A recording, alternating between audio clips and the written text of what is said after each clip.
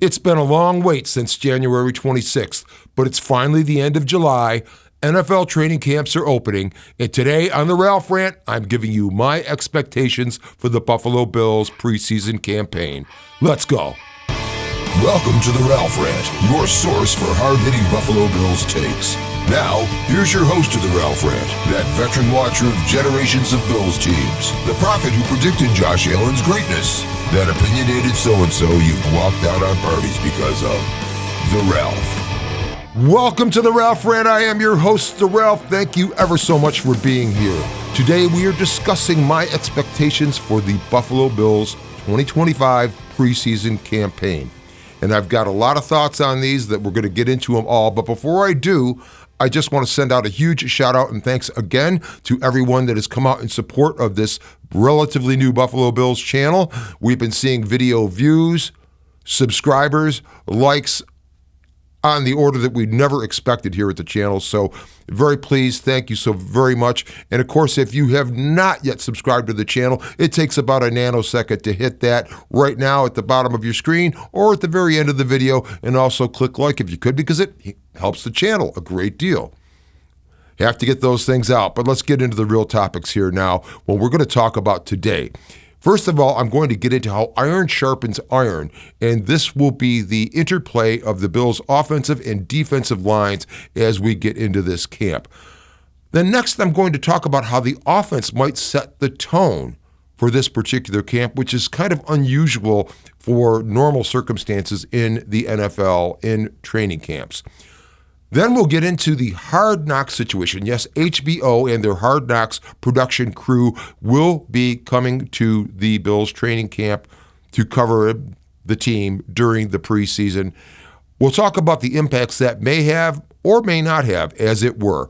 Then we'll get into what I am expecting to see, what I want to see, and things I don't want to see from the Bills during training camp, and especially during some of the contests, the only 3 contests, of course, that will be played during the preseason as the schedule has it now.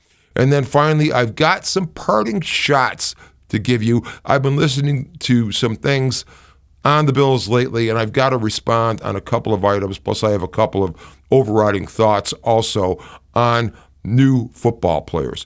But we'll get into all that at the end after we go through the rest of this. Let's get into it now.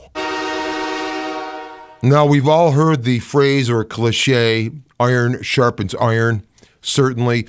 And with the Buffalo Bills in their training camp scenarios, this has usually been ascribed to Josh Allen, that iron, sharpening the iron of our secondary in practice. What better situation could you have than a secondary working against Josh Allen? But we've got another iron sharpens iron situation going on this season in this training camp, and it is between the offensive and defensive lines. Now, we are returning 5 offensive line starters. That's nearly unheard of in the NFL, probably happening in a couple of other clubs perhaps. But the Bills certainly are bringing back Deion Dawkins, David Edwards, Connor McGovern, Osiris Torrance, and Spencer Brown. Also, we have Alec Anderson. He was re-signed in the offseason. He has played the role of the 6th offensive lineman in our jumbo packages, which we run quite often. So you've got continuity on the Bills' offensive line that's nearly unheard of in the league. On the other side of the ball, a little bit of continuity, certainly. Greg Rousseau, Ed Oliver, Daquan Jones, A.J. Epinesa, all back. But we also have new entrants in this area. Of course, there are free agents Joey Bosa, Michael Hoyt, and Larry Ogunjobi. And then draft picks T.J. Sanders, Deion Walker, and Landon Jackson. So we've got a lot of new faces on the defensive line. And what better situation could we possibly have for them to train than going against this Bills offensive line with the continuity that it brings and the toughness that it brings, the way these guys are able to zone block. This is going to be great experience for this defensive line. And it ought to be interesting because this will be a situation where Ryan Nielsen, as I talked about in a previous video, who is putting together this defensive line package, is probably going to have some great opportunities to work with these guys going up against this Bills offensive line. So I think that's going to be a huge positive. Now, we're going to have some other real benefits coming from this because the amount of interior pass rush aggression I think that's going to be offered by the new entrants we have on the defensive line is actually going to be a help to the Bills' offensive line also.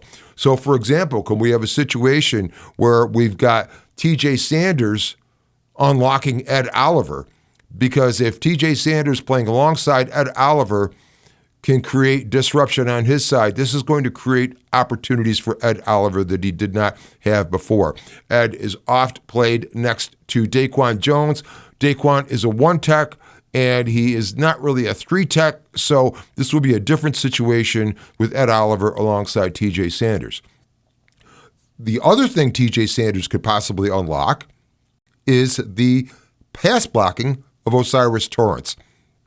We've heard a lot of commentary that Torrence has been great on run blocking. He's a road grader for sure.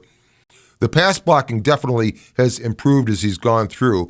But to go up against a seriously good young three-tech in practice, either Ed Oliver or TJ Sanders, I think that's going to be a big help to him also. Now, we also have some other things we could talk about. The fact that the one thing that all these defensive rookies, and this is a notion I like because you see it in the NFL, but these defensive rookies coming in don't have any real feel for what the Bills have gone through in the playoffs with the Kansas City Chiefs. And I think they come in with an attitude that, well, we respect what's gone on in the past. We respect the fact that the Bills have been great but have fallen short. But we're new here, and we don't know any better. And we're just going to go out and kick ass and not have these preconceived notions that we're either not going to be able to pull it off or working with bad history in your brain that's preventing you from performing really well now.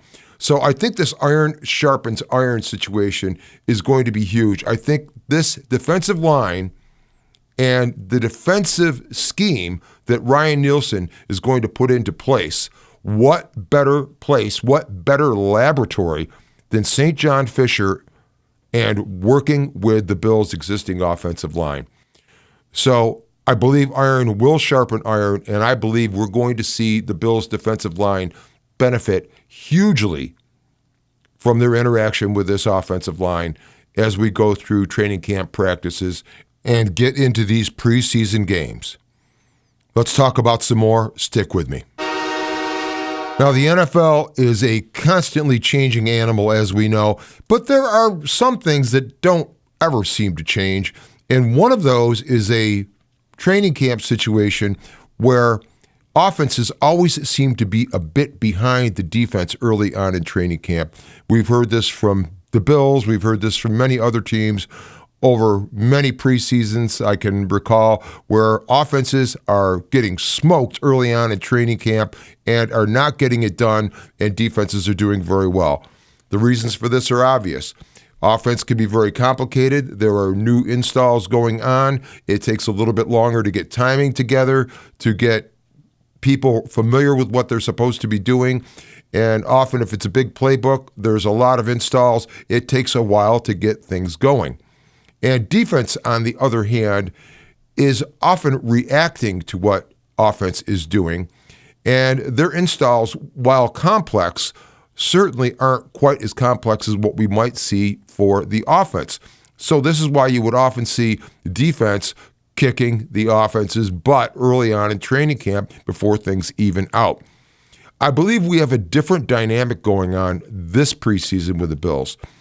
The Buffalo Bills offense is returning pretty much all of their starters with a couple of notable additions at receiver, but you're going to be seeing a very continuity-oriented offense coming into the preseason.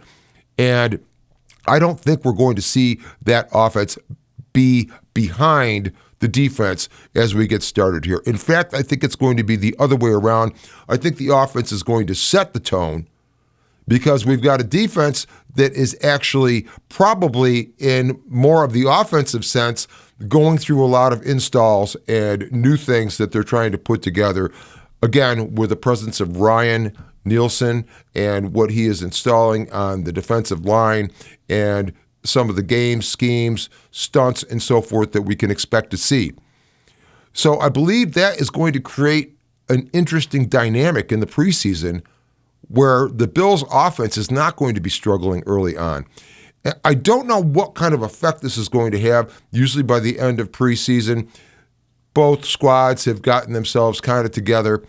But it might be interesting here because if the defense is a little bit more challenged to start with because the offense does have their act together so well coming in, that actually might be a good thing. It might be great to see Ryan Nielsen challenged early on, getting this defense and especially the defensive line together. And of course, Sean McDermott, the safety whisperer, as we know, working with the defensive backfield with new players there also. So I'm hoping that we're going to see this evening of the scales where offense is not behind at the start actually be a overall bonus for the Bills as we go through this training camp. We'll see how it works. Let's move on. Now, when it comes to Buffalo Bills football talk and the use of the word never, that's never really a good conversation. To wit, the Bills have never won the Super Bowl. Also, the Bills have never beaten the Kansas City Chiefs in a playoff game in this century.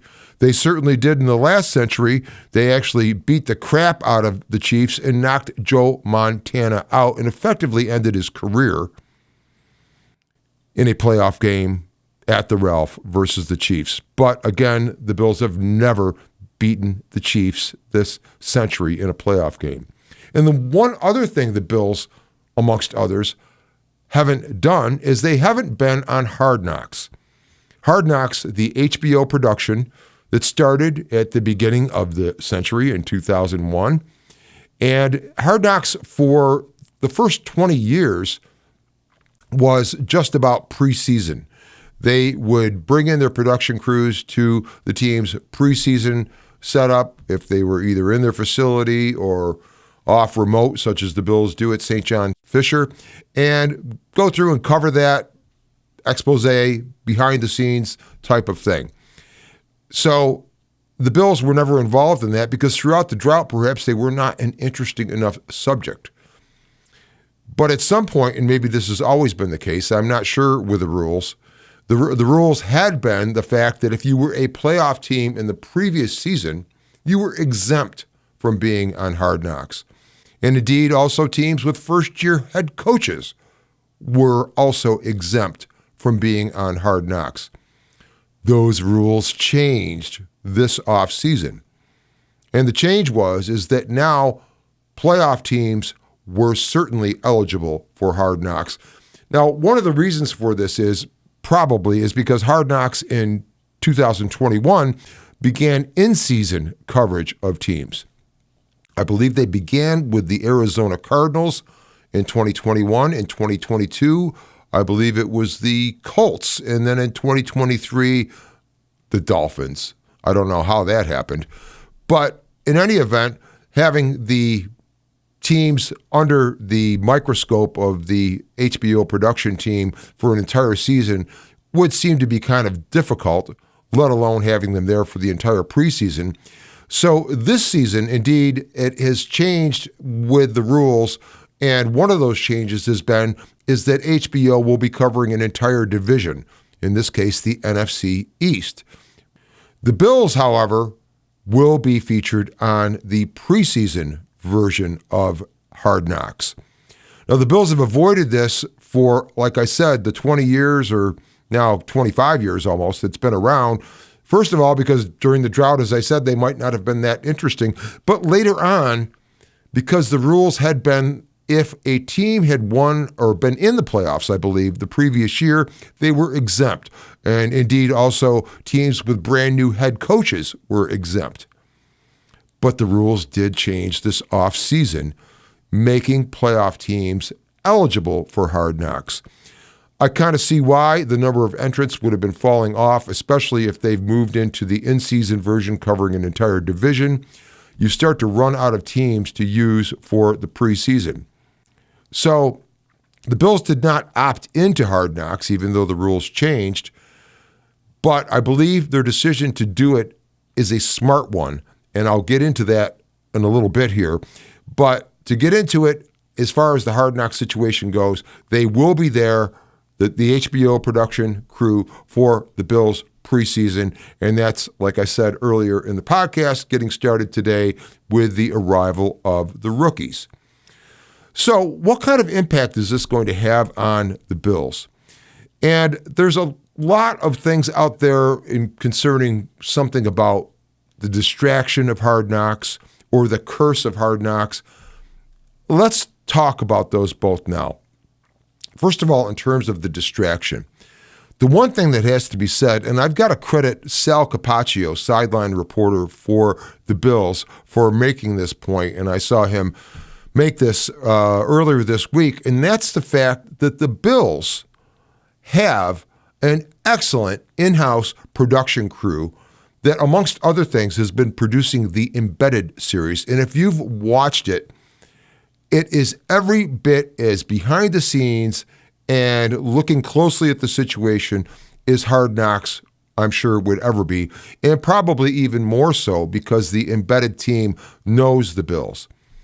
But the fact is that Buffalo has had this production crew and the Embedded shows going on here for several years now, and I think the Bills are very, very used to having production crews, camera crews, interviews, and so forth going on during their season, during their preseason, whatever part of the year you might be talking about, during the draft. If you've ever watched any of the Bills' Embedded programs, you see how deep they get into it.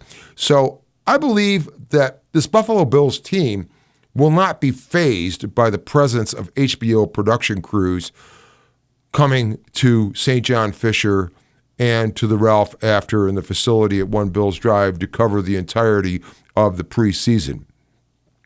In fact, there will probably be comments from some of the players that these guys aren't nearly as good as our own crew in-house. But we shall see. But I don't think it's going to be a big impact for the Bills. I think it's going to be a soft impact for the Bills dealing with HBO Hard Knocks in preseason. And then there's the matter of the Hard Knocks curse, which we can dispense with quickly. It's that perception that teams that participate in Hard Knocks tend to do poorly during the season in which they participated. And then other things such as no team has ever participated in Hard Knocks and gone on to win a Super Bowl. But there's survivorship bias at work here because most of the eligible teams have come from the bottom half or 2/3 of the league because of the eligibility rules and because of how teams could exempt themselves if they were playoff teams or, of course, if they have a brand new coach. But now there's a bigger need for teams and the rules have changed. The Bills are the first one to go in after the rule change. Now, the Bills are media comfortable, and I don't think that'll rattle them. And you've got to probably see that the cultural exposure of the Bills has been an ongoing thing already over the last couple of years. Certainly, we have the situation of Josh Allen marrying starlet Haley Steinfeld, and the exposure of that and the mainstream cultural exposure that we have, that's something that I think the Bills have dealt with very, very well. And then, of course, also the hallmark movie this season will be the Buffalo Bills Christmas love story. I don't know exactly what it's entitled, but that's already been ongoing. So we're already seeing production crews at the Bills. And the Bills have been doing their thing in the playoffs, winning the division now for a number of years. They've been playing on prime time more than they ever have in these last 5 or 6 years. So to think that they're going to be tremendously distracted by this production crew coming into St. John Fisher and to One Bills Drive, I think it's not the case. I think the Bills are just going to be fine with it. I think they're going to have a lot of fun with it. And the other thing I really like about the fact that the Bills are doing Hard Knocks, and especially the preseason version, is that, number one, I think doing it in season would be far more of a distraction than you would have in the preseason. But the larger point is the fact that since the Bills are doing the preseason version now, and since 13 other teams, at least from this last season, who were in the playoffs are now eligible for Hard Knocks, I think they're getting their Hard Knocks business out of the way. And I don't think we'll see Hard Knocks come to do an AFC East in-season program like they've done with the NFC East for probably a little while. So I think if the Bills do Hard Knocks now, they're going to be free of it for a while to come before HBO comes back around. So Hard Knocks, I think it's a soft impact. I'm not that worried about it. I think the Bills are going to have fun with it. So let's put that aside and move on to more important matters like football. Okay, let's talk about what we might expect to see from this Bills team in the 2025 preseason. Of course, there are only 3 ball games, and we know how those are conducted. Normally, the first sees a little bit of the ones, mostly twos. The second game might feature the ones for as much as a half. I would think maybe not as much in the offensive side in the Bills' case this year. And then the third game, again, about looking at individual performances. But largely, game results don't matter. What you're looking for in the preseason are those individual performances. And on the defensive side that we were just talking about, although we will probably not see a lot of the diversity and stunts and so forth that Ryan Nielsen is bringing to the defensive line, we certainly want to see individual performances. We want to see TJ Sanders and Ed Oliver getting the penetration, the hand violence, attacking the gaps, and especially seeing how they can play off of each other and create advantages for each other. The edges, again, we want to see these larger, bigger guys we have at edge crashing down on edges. You've got to contain, but crash down. None of this business of running 7 yards upfield and getting ridden around by a large tackle. We've got bigger guys at edge now. We probably won't be seeing that. This will actually be a kind of a different look for the edge players, especially with Joey Bosa and Landon Jackson being added to the mix along with Groot. On the linebacker side, which kind of ties into the defensive line, I'd really like to see Milano and Bernard be kept cleaner just with the increased pressure the defensive line is going to exert, even in base defenses when we're talking preseason games. Their tackle numbers have not been great, as we've heard reported over the last couple of seasons and the consolidated numbers over their careers. And I think that could improve if Buffalo gets more and better play out of the defensive line, where these guys are kept cleaner and able to react and move quickly and trigger with the size and the speed that they do have. Then on the secondary, we're looking for a number of things. Obviously, how's Max Hairston going to look in a ball game? How quick will he look? How fast will he look? That'll tell you a lot about how he is getting Sean McDermott's defense in the secondary. And Cole Bishop, the same thing. He's had an extra offseason now, a real offseason, other than the rookie offseason where he was injured through training camp and really never caught up last year. This will be interesting because he ought to show a lot more than he did last season. We want to see him reacting and triggering quickly and not doing a lot of thinking. And also the new cornerbacks, Dorian Strong and Jordan Hancock, both very strong picks. And let's take a look at how they look. Brandon Beane's record of picking cornerbacks, well, okay, you're going to talk about Kaiir Elam, but you can also talk about Christian Benford. So Beane's ability to get cornerbacks late in the draft seems to be some piece of magic that he does have, and I'm looking forward to seeing what these guys do in this preseason campaign. Now, let's get into the offense. And I won't go deeply with this because of the continuity of the offense. We're expecting just to see it solid it doing what it did before, the line working well together, a few zone blocking run plays, seeing Cook shoot a couple of gaps.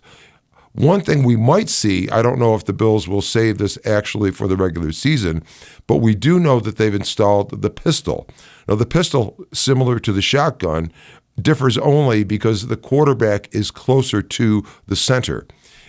Now, the thing that really changes, though, other than the quarterback being closer to the center, is that a running back can now be behind the quarterback, offset to one side or the other, as opposed to alongside. So on a running play, getting the ball handed to James Cook, in this case, flat-footed, now in a pistol, he would have a running start before he gets the handoff. And the other sneaky advantage of the pistol, especially when you have a quarterback like Josh Allen, is this. Of course, the defensive line will react the instant the ball is snapped.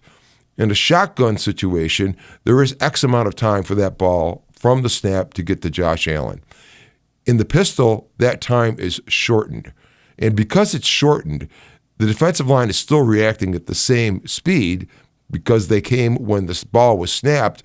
But now Josh is doing things more quickly with the ball, opening up options for RPO, the zone running scheme, but having James Cook with a running start at the football, many other things, a lot of play action that can be generated off of this situation when you can get real belief that James Cook is running rather than trying to create play action with James Cook at a standing still to start with in a shotgun situation.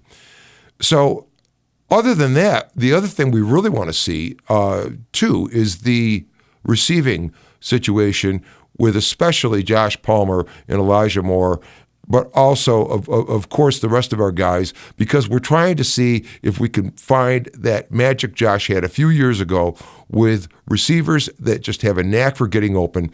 That was the case with Cole Beasley, and we had easy bucket throws that we could count on, and a lot of third downs were converted in that way.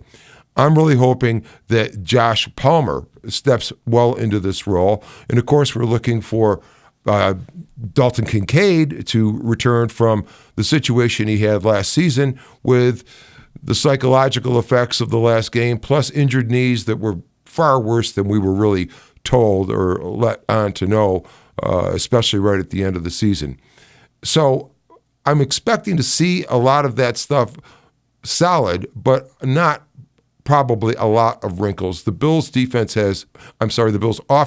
has so much continuity that I think the wrinkles can probably be installed in the lab and save whatever you're going to do for the Baltimore Ravens Week 1 Sunday night. And then finally on special teams, not to leave that out, of course we've got Ty Bass returning, and Tyler ended the season on a pretty good note. He was kicking well. It really got going for him even against Miami last season with a 61-yarder to win. But we are also getting a new punter. And we've got two guys in-house, Jake Camarda and Brad Robbins, who both showed as great punters in college, had good starts in the NFL. Things went awry, and then it ended up that they were no longer employed. Jake Camarda showed a great deal of promise, and now with Chris Tabor is the new special teams coordinator, I'm thinking he can get the most out of these punters. But of course, the other side of that coin is that punter will be Tyler Bass's holder. So that'll be interesting to see how that figures into that punter's race. So that kind of wraps it up, I believe, for what I'm talking about anticipating for the Bills. But I am going to end the show with a few rants, and let's get into them now. Now, for our last segment, I'm going to get into a few rants here, rather appropriately so. And the first one concerns TJ Sanders. How dare he? I watched a very fine piece of Bills content earlier this week that was covering this subject in part. And a commenter to that video stated just that. How dare TJ Sanders not yet sign with the Bills? How dare he threaten to hold out? How dare he try to bully our Buffalo Bills front office into giving him what he wants? Folks, that's not the case. What's going on with the second round picks is largely the fault of, well, two teams, but one team who has screwed up signing so badly that it's not surprising they've done it this time. And of course, that would be Cleveland. Cleveland, who of course wrecked the quarterback market by guaranteeing Deshaun Watson his entire contract. But the fact is that Cleveland and Houston, with their second round picks, and of course second round picks do not get fully guaranteed contracts for their 4 years. There is an envelope within which this stuff is negotiated, and it might get closer or farther away. And quite frankly, the money difference for a second round pick nominally to get a 4th year guaranteed would be about $11 million max. I mean, how many free agents do you bring in for 1 year for $11 million? It's not really a money thing, but the owners will do whatever they can to get more money. And what happened was Cleveland and Houston signed both of their second round picks to fully guaranteed contracts for their 4 years. So do you think the third and the fourth and the fifth guys and so on are going to agree to anything less? Of course not. Their agents aren't going to allow them to do that. So something's going to have to break, and this is going to have to get done and get done soon. I assure you, TJ Sanders will be signed. He is not trying to hold out. He is not interested in holding the Bills over a barrel. None of that. He's simply acting like the rest of the 30 second-round players that are not signed have to act. Because if one of them makes a move and takes less than guaranteed money, that will downgrade the precedent, set a downgraded precedent for the rest of the second round picks. Nobody wants to do that. So people are going to have to talk and get this together because these guys need to be in camp. But this is not TJ Sanders' fault. So let's be clear on that.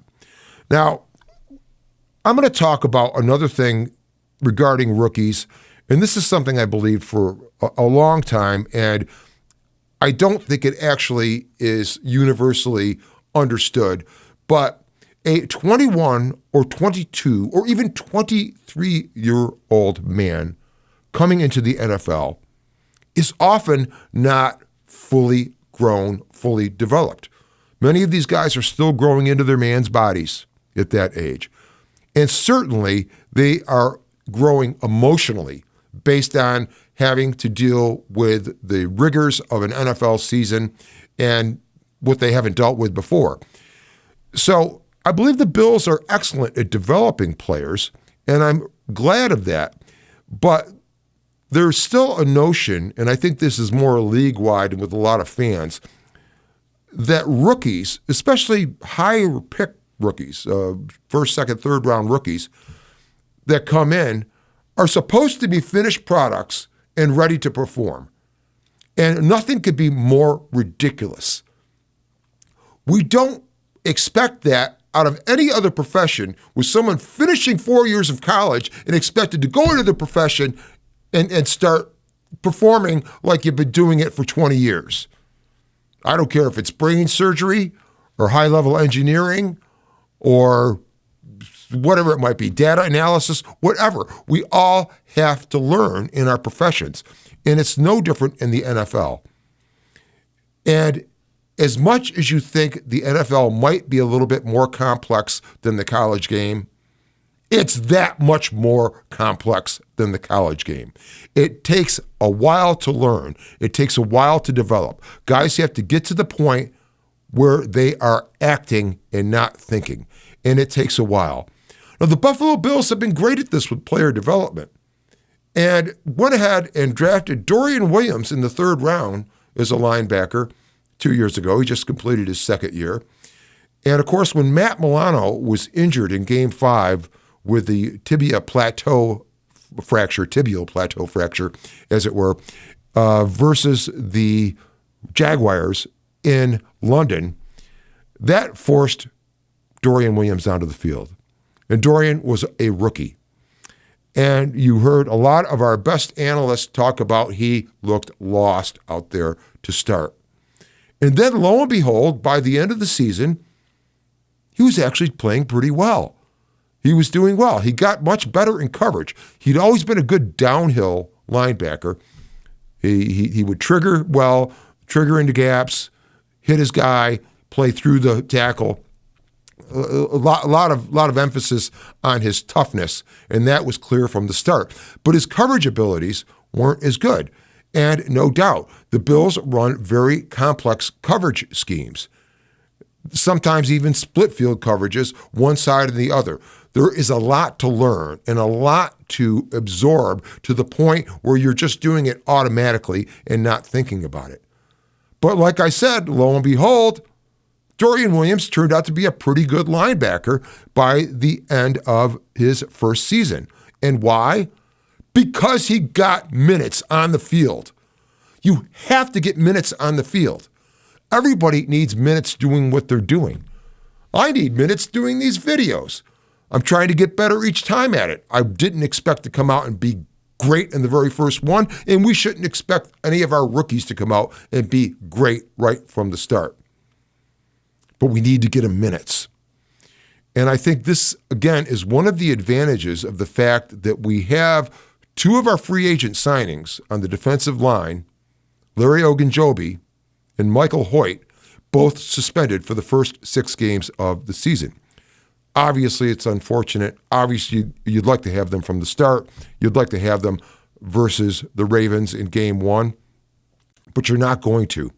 But what you will have, once again, are rookies that are going to be forced onto the field and forced to get minutes. And there'll be some ugliness for sure, but they're going to learn. And I think it's so important for these guys to get minutes early on. Yes, you can absorb a lot from the sideline. You can absorb a lot being in the meeting rooms and being on the practice field as a 2, but there's nothing like actually getting on the field. And I think that notion is important because we have guys that have taken time to develop and we've given them chances at the Bills, and it's been successful. And you've seen that not happen on other teams where, for example, a coach might be playing for his job and completely ignore player development and trying to make sure he still has a job after the season. So the notion that these guys should be great right out of the box is ridiculous. But then on the other hand, sometimes these guys are great out of the box. And one I can think of is Patrick Mahomes. And this is interesting because Mahomes, of course, sat out the very first season. Alex Smith was playing quarterback for the Chiefs at that point. He sat and watched. Mahomes came in the second season and hit the ground running and did great. I think there is another notion with young players that we need to understand. And I'm going to draw an analogy to the music business. And one thing I have learned and seen as I've gone through that business is that oftentimes you will get people just starting out that have huge success early on and are great and seem unstoppable from the start. And you see this and you see that these guys just do really well early on and then it falls away and they spend the rest of their careers riding on the coattails of what they did early on. And I think there is an example of that in the National Football League. And half of you might laugh at me, but I think it's Patrick Mahomes.